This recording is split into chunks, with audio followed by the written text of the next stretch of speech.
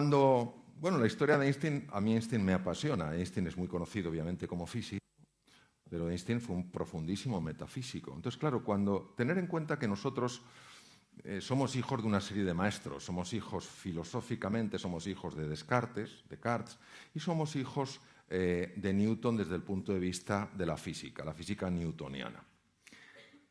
Y de repente aparecen una serie de personas, Einstein fue uno de los primeros, que te habla de un orden distinto de la realidad, de que hay algo más allá del mapa que se utilizaba en la física. Hoy sabemos que la física subatómica, la física teórica, la física de las partículas, muestra que hay un comportamiento radicalmente distinto de esas partículas al comportamiento de las piezas de una máquina, de las estructuras más grandes. No es que la física newtoniana desaparezca, es que la física teórica amplía. No es que el mindfulness diga lo anterior no sirve, es que amplía. No es que se diga el mapa previo no sirve, es que se amplía el mapa. Se dice hay más cosas que no estaban o que no están en el mapa. Esto se llama un cambio de paradigma. La palabra paradigma viene del griego y quiere decir forma de ver. De alguna manera, a lo que el mindfulness invita es ampliar tu forma de ver. No dice que tu forma de ver anterior no sea correcta, dice que es limitada y que si quieres ver más opciones en tu vida, es bueno que explores lo que hay, o es deseable que explores lo que hay más allá del mapa. Este fue mi primer maestro, yo estaba de cirujano en Boston y él estaba de cardiólogo en el hospital de enfrente.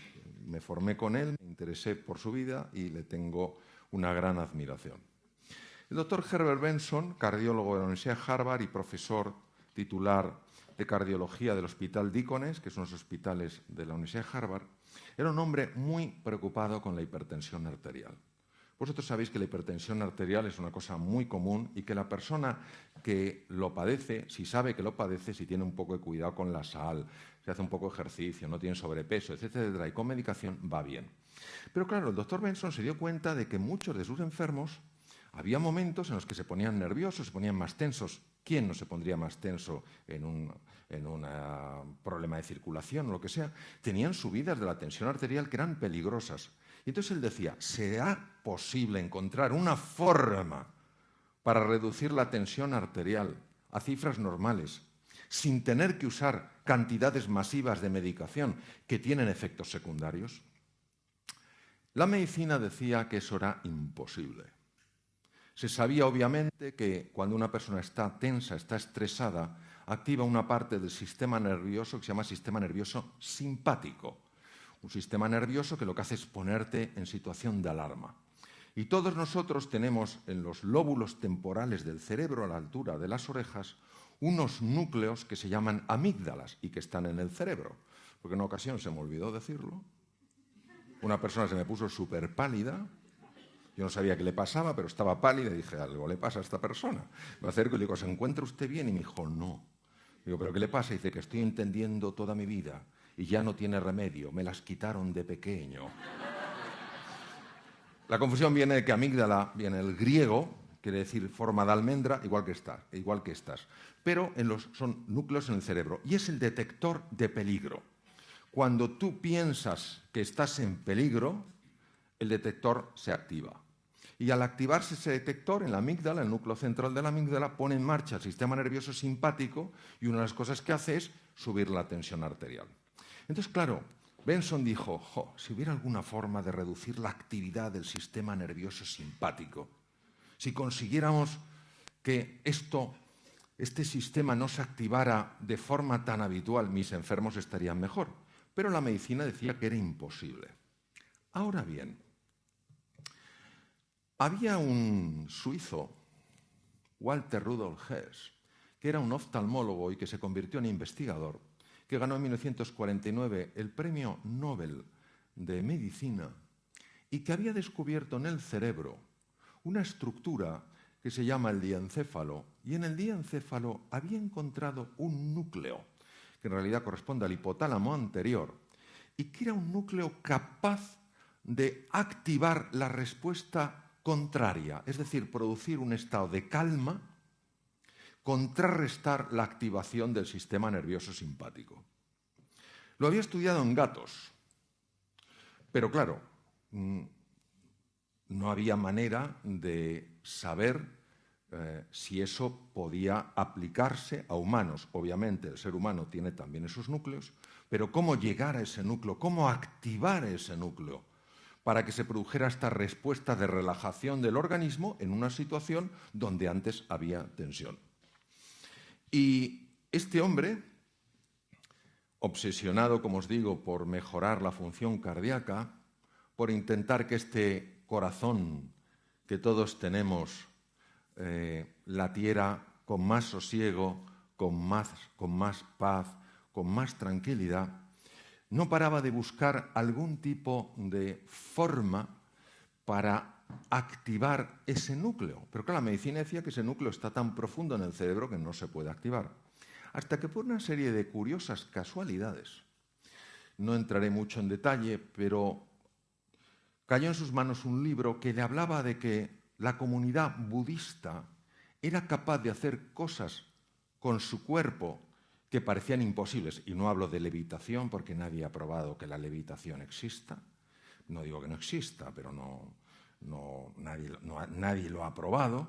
Pero sí que eran capaces de activar cosas en el cuerpo que solo eran posibles, que solo se podían activar si sabían la vía a ese núcleo, al núcleo trofotrópico del hipotálamo. Entonces él viajó al norte de la India, la comunidad tibetana en el 59 tuvo que salir del Tíbet por la invasión china, y estaban en Dharamsala a 7.000 pies de altura, y empezó a hacer registros de los monjes en meditación. Y dijo, han encontrado el camino. Saben cómo activar este núcleo. Pero ¿qué es lo que hacen? Si la sensación es que solo cierran los ojos. No da la sensación de que hagan más. Yo he visto las filmaciones, las he visto en Boston, y son increíbles.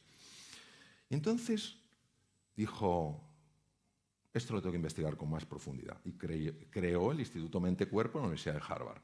Y lo que él vio es que efectivamente ciertas prácticas muy antiguas que están basadas en las enseñanzas de Buda activan ciertos centros del cerebro que a su vez ponen en marcha esta respuesta de relajación, pero no cuando una persona está en la playa, porque cuando uno está en la playa, debajo de un cocotero, lo más que te puede tensar es la preocupación de que te caiga un coco.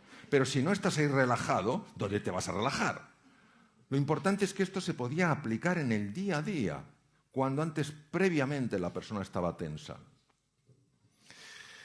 Y era muy importante estudiar en profundidad esto, porque un científico de Canadá, no de originalmente Canadá, él era húngaro, pero vivía muchos años en Canadá, dijo que cuando una persona está en equilibrio, pero algo empieza a alterarla,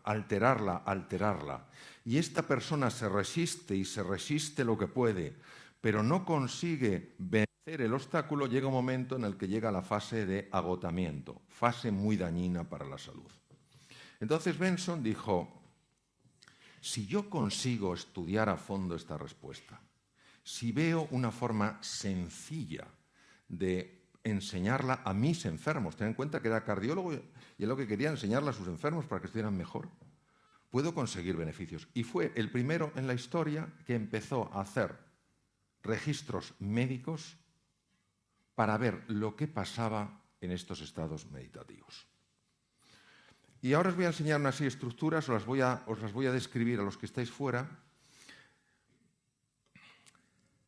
El encéfalo humano es muy complejo, es de una complejidad extraordinaria. Tiene aproximadamente unos 100.000 millones de neuronas con 100.000 billones de conexiones. Es una cosa verdaderamente portentosa. Hay una serie de estructuras, la amígdala os la he comentado, no la veis los que estáis fuera, pero está a la altura de las orejas. Pero hay una estructura también muy interesante que es el hipocampo. Todos sabemos que vivimos en una época muy compleja. No es un mundo en cambio, es un cambio de mundo. Todos tenemos que aprender a hacer cosas nuevas, a desarrollar nuevas habilidades, manejarnos mejor con las tecnologías digitales. Y todo esto precisa de nosotros una velocidad para captar información, procesar información y manejarla superior a lo normal. Para eso hace falta una estructura llamada el hipocampo. Se llama así por su forma de caballito de mar. No lo podéis ver, es una pena los que estáis fuera, pero es un encéfalo tridimensional girando, es un encéfalo humano, es una resonancia funcional magnética. Me dan ganas casi de meterme aquí y abrazarlo, ¿verdad? Es como si saliera, ¿verdad? Es precioso, ¿eh? Cosa más bonita. Pues esto que veis en colores, ese es el hipocampo. Pues una de las cosas más fascinantes que se vio es que cuando una persona entra en estos estados de calma interior, de sosiego, de paz, donde, fijaros, no huye del mundanal ruido exterior, huye del ruido interior, de esta mente que es como una jaula de grillos, que es un parloteo constante, que te hacen una faena por la mañana y estás todo el día, anda que la faena que me hizo, menuda faena. Pero esto no se queda así. Esto no se queda así. Y por la noche, no en el día siguiente, tengo que pensar cómo devolver la faena. Pero es que parece que nos convertimos en vacas rumiando. Bueno, pues una de las cosas que se observó, sobre todo por la doctora Zara Lazar del Hospital General de Massachusetts, también dentro del grupo de Harvard, una de las cosas que se observó es que cuando uno consigue no parar ese parloteo, porque ese parloteo va a seguir. Es lo que hace, es lo que fabrica la mente, lo que se llama la mente dualista. Pero cuando tú consigues que no te atrape, entonces los hipocampos, los centros de la memoria y el aprendizaje aumentan en volumen. Fijaos la importancia que esto tiene. Es decir, el ruido mental reduce tu capacidad de aprender, reduce tu capacidad de procesar la información, reduce tu capacidad de incorporar nuevas habilidades. Claro, para poder ver esto, ha hecho falta el desarrollo de tecnologías muy complejas como la que os he mostrado, de resonancia, funciones magnéticas, etc. Este es otro de los grandes pioneros. Durante una época coincidieron el doctor Herbert Benson y él. Él es biólogo, especializado en microbiología, tiene un doctorado en microbiología por el Instituto Tecnológico de Massachusetts, que está al otro lado de Boston, está en la ciudad de Cambridge, enfrente de Boston. Y esta persona había practicado el mindfulness, esta metodología, este abordaje para generar espacios de paz interior, de calma y de sosiego. Lo había utilizado muchos años de su vida. Y él había notado los beneficios. Y dijo, yo tengo que llevarlo a los enfermos. Yo tengo que enseñar a personas que tienen dolor, a personas que tienen dificultades. Tengo que enseñarles esto porque creo que les puede ayudar. Y entonces se fue a la Universidad de Massachusetts, se fue a lo que se llama Departamento de Ciencias de la Conducta, Behavioral Sciences, y dijo, me gustaría montar una clínica de reducción del estrés. Creo que esta sociedad está muy estresada, creo que podría venir bien. Mi experiencia es muy buena a nivel personal. El doctor Benson lleva tiempo trabajando en Boston también en esto y ha tenido resultados muy satisfactorios. ¿Por qué no montamos esto? Y montaron una clínica y empezaron a aplicar el mindfulness para la reducción del estrés. Por eso se llama MBSR, que quiere decir Mindfulness Based Stress Reduction. ¿En qué consiste el tema? Consiste en una cosa muy sencilla. Fijaros, aquí he utilizado otros colores, pero voy a usar unos colores que se ve tal vez mejor. Si yo pongo el color amarillo aquí y el color azul aquí y los junto, ¿qué color veríais?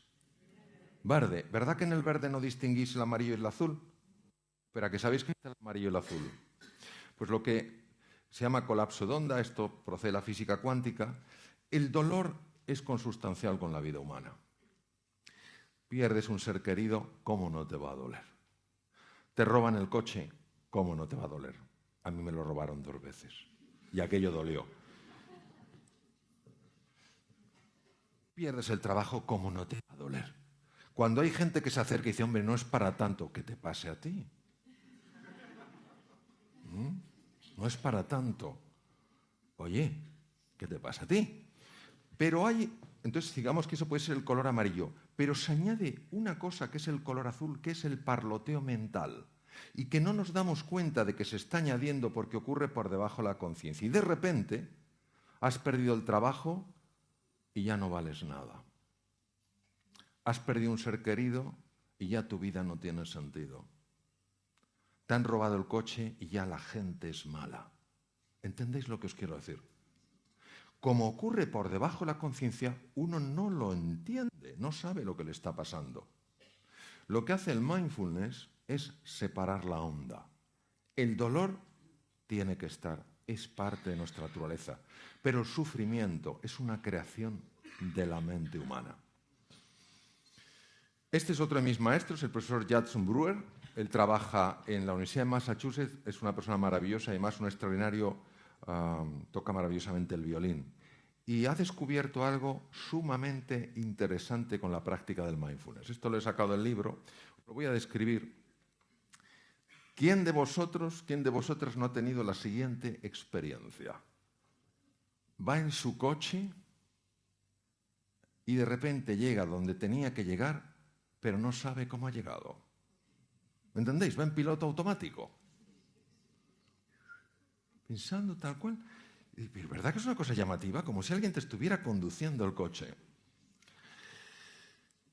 Hubo una serie de investigadores que descubrieron que hay un circuito, que es el circuito de FNR, la red neuronal por defecto, Default Network, que se encarga de actuar como piloto automático.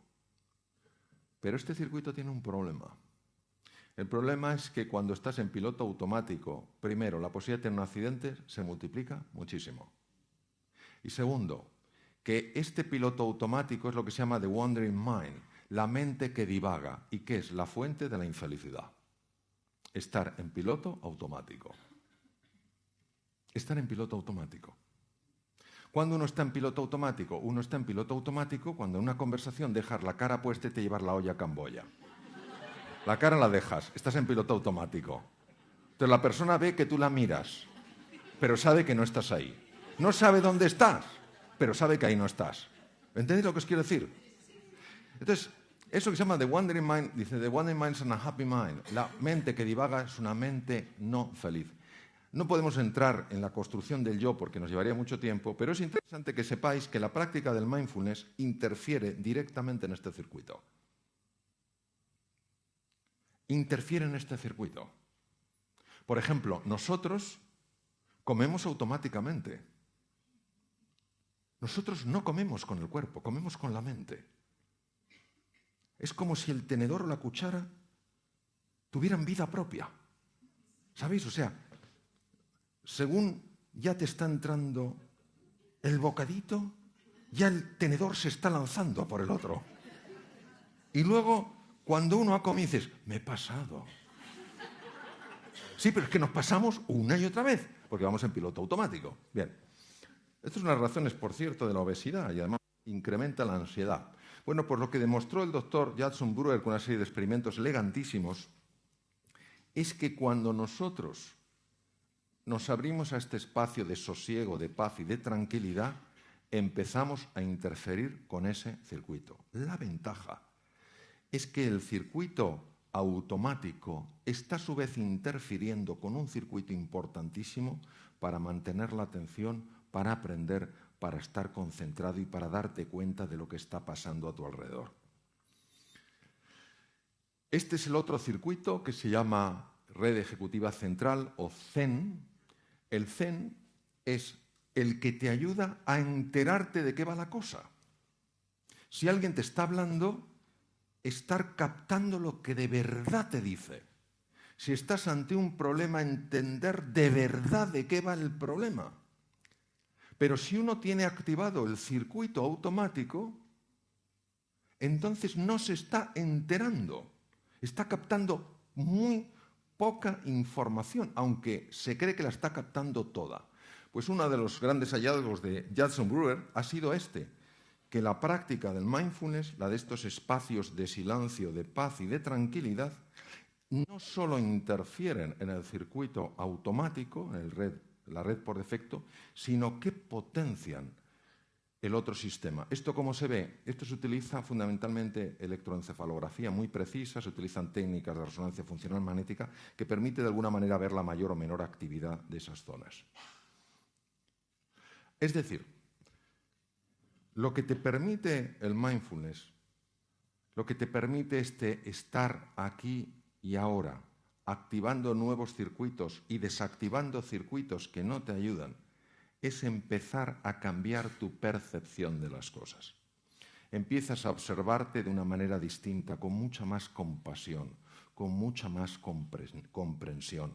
Empiezas a ver a las demás personas con más benevolencia. Te vas dando cuenta de que, claro, que muchas veces la irritación hace que nos provoquemos unos a otros, pero detrás de la irritación, detrás de la provocación, al menos la mayor parte de las veces, no hay un deseo de dañar, sino es como el que está ahí, como el elefante en cacharrería, o sea, no sabe por dónde, cómo ventilar su tensión y la ventila a través de la agresión.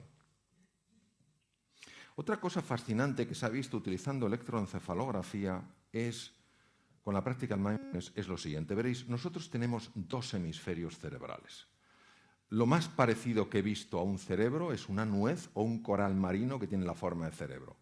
Todos, cuando abrimos la cáscara de la nuez, vemos que tiene dos mitades y además están arrugadas. En una ocasión una persona me preguntó: oye Mario, ¿por qué el cerebro está arrugado? Y le dije: porque si no, no cabría en la cabeza. ¿Os imagináis la corteza cerebral desplegada? Tendríamos una cabeza como un piano de cola. ¿Quién sale por el canal del parto con una cabeza que tiene el tamaño de un piano de cola? No hay manera.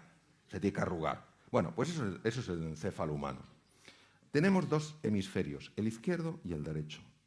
Y en 1981 el profesor Roger Sperry, trabajando en el Caltech, Instituto Tecnológico de California, que está en Pasadena, el hombre descubre, estudiando una serie de cosas que se llama la serie del cerebro dividida de California, descubre que cada hemisferio cerebral hace una cosa diferente.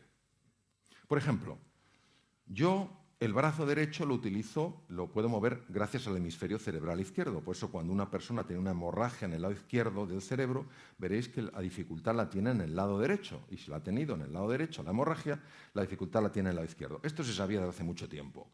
Lo que Sperry demostró es que cada hemisferio cerebral tiene su propia mente.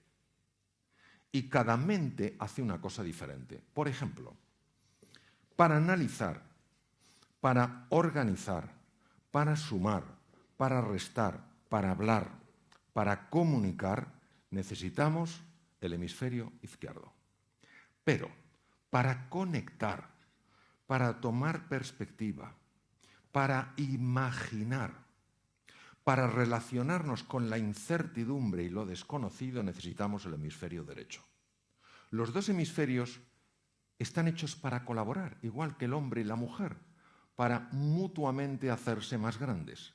El problema es que cuando una persona está bajo estrés, los dos hemisferios no hablan o hablan muy poco.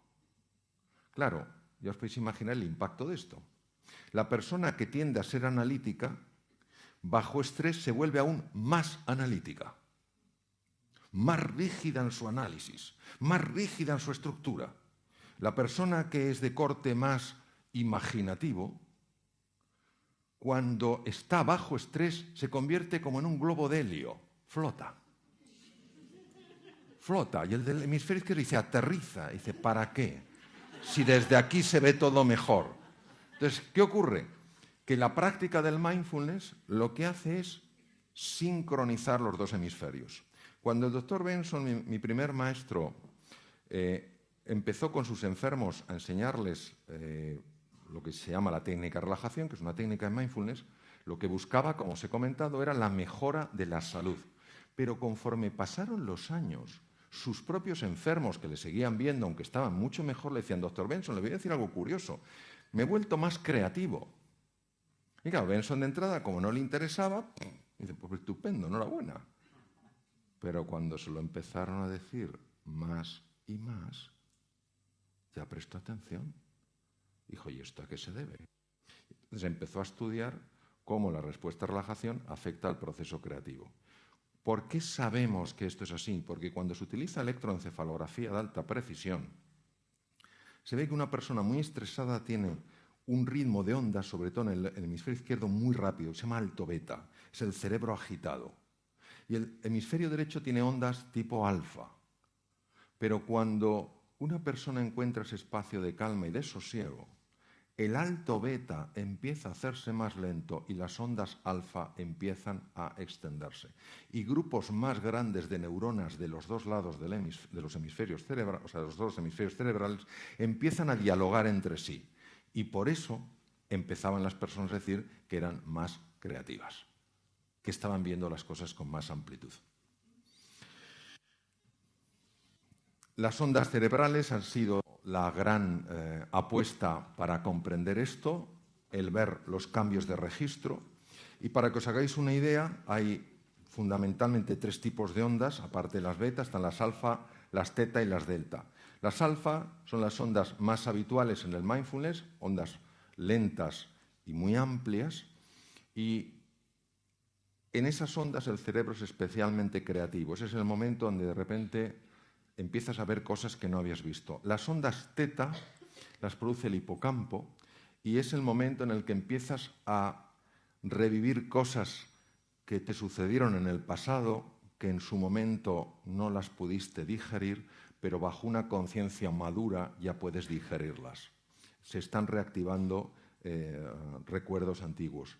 Las ondas delta son muy difíciles de captar porque se confunden con las ondas que produce la musculatura del cuello, pero algunas personas muy expertas son capaces de producirlas y están asociadas sobre todo con gran capacidad sanadora dentro del organismo.